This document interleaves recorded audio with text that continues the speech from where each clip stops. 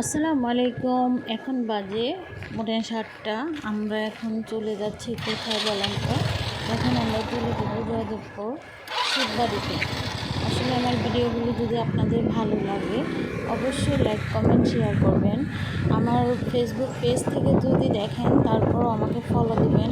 আপনাদের দোয়ায় যাতে আমার পেজটা আরও বড় হয়, ভালো হয়। আর আমার ইউটিউব চ্যানেল থেকে দেখলে অবশ্যই সাবস্ক্রাইব করে দেবেন। এখন আমরা চলে যাচ্ছি জয়দেবপুর শিববাড়িতে। কালকে আমি আর মেয়ে কিছু টেস্ট করাইতে দিয়েছিলাম, টেস্টের রিপোর্টগুলো আনার জন্য, কারণ ওর বাবা দোকানে চলে যায়, তখন আর রাস্তাঘাট সকালবেলায় একটু ফ্রি থাকে। আমরা এখন আস্তে আস্তে চলে আসলাম জয়দেবপুর বাস স্ট্যান্ড।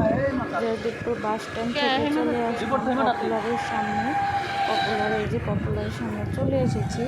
এইখান থেকে আমরা এখন রিপোর্টগুলো নিব। রিপোর্টগুলো নিয়ে তারপর সরাসরি এখন আমরা চলে যাচ্ছি জয়দেবপুর রেলগেট সুরমা হোটেলে।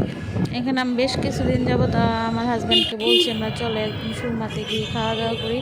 আসলে আজকে যেহেতু রিপোর্ট আনতে গেছিলাম, মেয়েকে সাথে নেইনি, তার জন্য আমরা নাস্তাটা বাসায় নিয়ে যাব। আমার পছন্দের হালুয়া, সবজি আর ডাল আর পরোটা নিয়ে আমরা এখন ছুটতে ছুটতে চলে যাচ্ছি বাড়িতে। এখন বাড়ির রাস্তায় রওনা হয়েছি। আমরা এখন আছি মারিয়ালি। এখানে আমরা দেখলাম যে সরিষার তেল ভাঙাচ্ছে, তাই আমরা যেহেতু সরিষার তেল খাই, তাই আপনার 5 লিটার সরিষার তেল এখান থেকে ভাঙানো অরিজিনাল তেলটা এখান থেকে নিব। তার জন্য একটু দেরি করলাম। দেরি করে তেলটা আগে ভাঙাইতেছে, তো দেখলাম কিছুক্ষণ, দেখে আবার তেল নিয়ে বাড়ির উদ্দেশ্যে একদম ঝটপট করে বাড়িতে চলে আসলাম। এসে আমি নাস্তাগুলো রেডি করলাম। এই যে দেখেন আমাদের হালুয়া, সবজি আর ডাল আর পরোটা, রিপোর্ট সবই রেডি।